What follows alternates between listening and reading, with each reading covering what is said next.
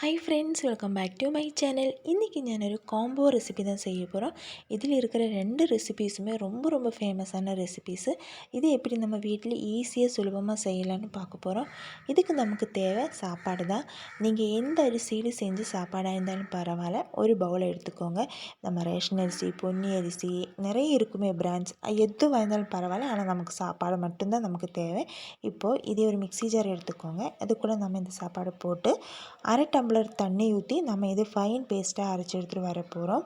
தண்ணி அதிகமாக ஆகக்கூடாது. ஆனால் நம்ம அரைச்சிருக்கிற விழுது பார்த்திங்கன்னா ரொம்ப ஃபைன் பேஸ்ட்டாக இருக்கணும். பாருங்கள், கன்சிஸ்டன்சி இந்த மாதிரி தான் இருக்கணும். இப்போ இது வேறொரு பவுலுக்கு நம்ம மாற்றிட்டோம். இப்போ இது கூட நம்ம மிக்ஸ் பண்ணுறதுக்கு 2 பவுல் அளவுக்கு மைதா மாவு எடுத்திருக்கேன். ஒரு பவுல் சாப்பாடுன்னா 2 பவுல் மைதா மாவு கரெக்டாக இருக்கும். இப்போ இதில் தேவையான சால்ட்டையும் சேர்த்து நம்ம நல்லா மிக்ஸ் பண்ணி எடுக்க போகிறோம். இதுக்கு தண்ணியெல்லாம் எக்ஸ்ட்ரா நீங்கள் ஆட் பண்ண வேண்டியதில்லை. அந்த சாப்பாடு கூட சேர்ந்து எல்லாமே நல்லா மிக்ஸ் ஆகி நம்ம சப்பாத்திக்கு எப்படி மாவு பிசையுமோ அந்த மாதிரி பிசைஞ்சு எடுத்துக்கலாம். தண்ணி பத்தலைன்னா மட்டும் ஒரு 2 டீஸ்பூன் 3 டீஸ்பூன் அப்படின்னு பார்த்து நீங்கள் நல்லா மிக்ஸ் பண்ணி எடுத்துக்கோங்க. இப்போ கொஞ்சமாக லைட்டாக ஆயில் மட்டும் கையில் மட்டும் ஆயில் தடவி இருக்கேன். அப்புறம் அது அங்கே உரமாக இருக்கட்டும். இப்போ ஒரு கடாயை எடுத்திருக்கேன். அதில் பார்த்திங்கன்னா ஒரு 5 டேபிள் ஸ்பூன் அளவுக்கு ஆயில் ஊற்றிருக்கேன்.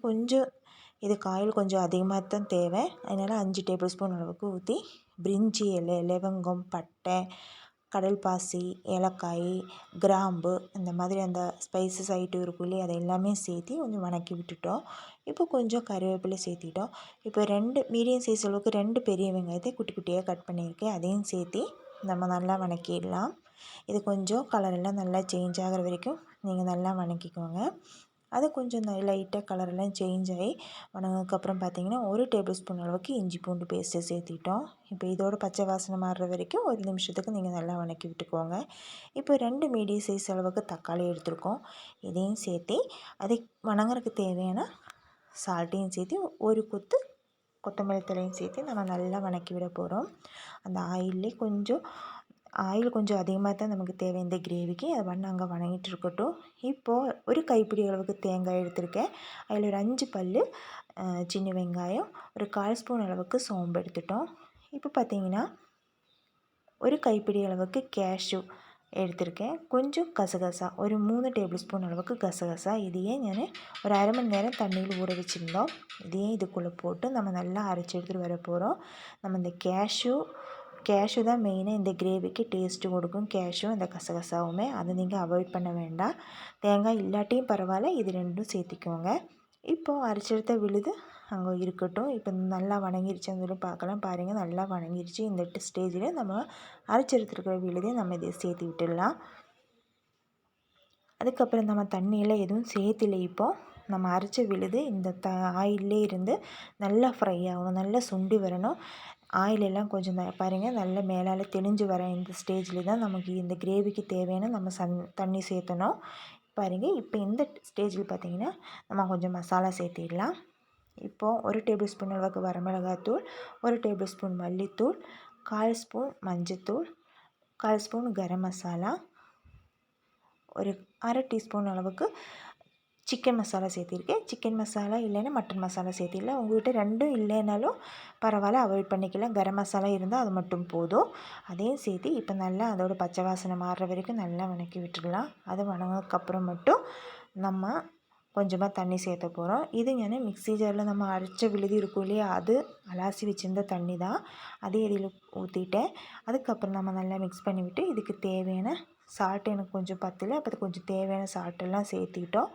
இப்போ நம்ம அதை க்ளோஸ் பண்ணி வச்சிடலாம். அது பண்ண சுண்டிட்டு அப்படியே இருக்கட்டும். சிம்மில் போட்டு விட்டுருங்க. இப்போ நம்ம எப்படி சப்பாத்திக்கு மாவு பிசையுமோ அந்த மாதிரி நல்லா மிக்ஸ் பண்ணிவிட்டு நம்ம நல்லா உருண்டை பிடிச்சி வச்சிடலாம். சப்பாத்தி விட கொஞ்சம் பெருசாக உருண்டை பிடிச்சி எடுத்துக்கோங்க. இப்போ கொஞ்சம் மாவு கீழே ஸ்ப்ரெட் பண்ணி விட்டுடலாம். அதுக்கப்புறம் நம்ம இதையும் நல்லா பரத்தி எடுக்க போகிறோம். உங்களுக்கு எவ்வளோ தின்னாக பரத்த முடியுமோ அந்த அளவுக்கு நீங்கள் பரத்திக்கோங்க. இப்போ கொஞ்சம் மேலால் சன்ஃப்ளவர் ஆயில் கொஞ்சம் அப்ளை பண்ணி விட்டுட்டோம். அதுக்கு மேலால் கொஞ்சம் மைதா மாவையும் கொஞ்சம் தூவி விட்டு இந்த 2 சைடும் மடித்து விட்டுக்கோங்க. அதுக்கப்புறம் மேலால் கொஞ்சம் ஆயில் ஸ்ப்ரெட் பண்ணி விட்டு அதுக்கப்புறம் மாவும் கொஞ்சம் மேலால் தூவி விட்டுக்கோங்க. அதுக்கப்புறம் இந்த சைடு இப்படி 2 சைடுமே நம்ம நல்லா க்ளோஸ் பண்ணி விட்டுடலாம். பாருங்கள், ஒரு பாக்ஸ் மாதிரி பண்ணி வச்சுக்கோங்க. இப்போ மற்றபடி எல்லாத்தையுமே நாம் இந்த மாதிரி பண்ணி எடுத்துகிட்டு வர போகிறோம். இப்போ என்னோடய சேனல் நீங்கள் ஃபஸ்ட் டைம் தான் விசிட் பண்ணுறீங்கன்னா கொஞ்சம் நல்ல நல்ல ரெசிபிஸ் எல்லாம் இருக்குது, அதெல்லாம் போய் பாருங்கள். உங்களுக்கு சேனல் பிடிச்சிருந்தா சப்ஸ்கிரைப் பண்ணுங்கள். ஆனால் சப்ஸ்கிரைப் பண்ணும்போது ஆளுங்கிற ஆப்ஷன் மறக்காமல் எனேபிள் பண்ணி விட்டுருங்க. அப்போ தான் நான் போடுற நோட்டிஃபிகேஷன் உங்களுக்கு வந்து சேரும். எப்போவுமே ஒரு ஈவினிங் டைமில் நம்ம வீடியோஸ் எல்லாம் அப்லோட் பண்ணிகிட்ருக்கோம், நீங்கள் பார்க்கலாம். இப்போ அதெல்லாம் ரெடி பண்ணியாச்சு. இந்த பாக்ஸை நம்ம ஒரு ஸ்கொயர் டைப்புக்கு பரத்தி எடுக்க போகிறோம். இது அப்படி தான் நம்ம பரத்தி எடுக்கணும். ரவுண்ட் இல்லாமல் ஒரு ஸ்கொயர் டைப்பு வர மாதிரி நீங்கள் பார்த்துக்கோங்க. பாருங்கள், இப்படி தான் இருக்கணும். ரொம்ப தின்னாக பரத்தி எடுத்துக்கோங்க. பாருங்கள், இப்போ நம்ம மாவு நல்லா ரெடி ஆயிடுச்சு. ரொம்ப தின் லேயராக இருக்குது. இப்போ நம்ம கிரேவி என்ன வச்சுருப்பாங்க பாருங்கள், எண்ணெயில் நல்லா தெளிஞ்சு வந்திருக்கு, நல்லா சுண்டி தெளிஞ்சு வந்திருக்கு. இந்த டைமில் ஃப்ரெஷ்ஷான நம்மளோட கொத்தமல்லி மேலே தூவி விட்டு நம்ம க்ளோஸ் பண்ணி வச்சிடலாம். அவ்வளோதான், ரெடி ஆயிடுச்சு. இப்போது அதே அடுப்பில் வேறு தவா வச்சுக்கோங்க, கொஞ்சம் ஆயில் அப்ளை பண்ணிக்கோங்க. இப்போ நம்ம ரெடி பண்ணி வச்சுருக்கோம் நம்மளோட ரொட்டி நம்ம இதில் சேர்த்திடலாம். சேர்த்துனதுக்கப்புறம் மேலே கொஞ்சம் ஆயில் அப்ளை பண்ணிக்கோங்க. அதுக்கப்புறம் நம்ம திருப்பி போட்டுடலாம். ஒரு 1 நிமிஷம் இப்படி 2 டைம் நீங்கள் திருப்பி போட்டுருங்க. பாருங்கள், நல்ல புஸ்ஸுன்னு வந்துடும். நம்மளுக்கு இதை பார்க்கும்போதே உங்களுக்கு தெரியும். பாருங்கள் எப்படி புஸ்ஸுன்னு வருதுன்னு பாருங்கள்.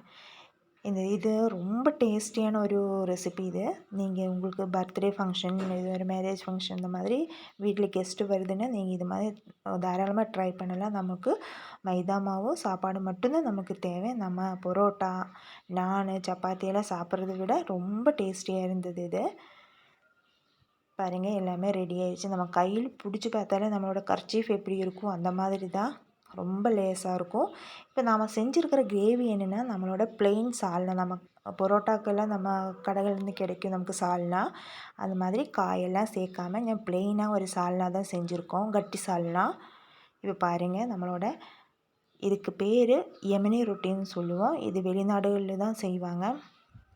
லேயராக எவ்வளோ அழகாக வந்திருக்குன்னு பார்த்தீங்களா? நம்ம கர்ச்சீஃபை விட அதை விட லேஸாக இருந்தது. ரொம்ப டேஸ்டியான ஒரு ரெசிபி. நீங்கள் கண்டிப்பாக ட்ரை பண்ணி பார்த்துட்டு ஃபீட்பேக் சொல்லுங்கள். உங்களுக்கு பிடிச்சிருந்த வீடியோஸ் பிடிச்சிருந்தா மறக்காமல் லைக் பண்ணுங்கள். லைக் பண்ணால் மட்டும்தான் எனக்கு அது ஒரு மோட்டிவேட்டாக இருக்கும். நாளைக்கு இன்னொரு ரெசிபியுமே வர. டாட்டா, பாய்.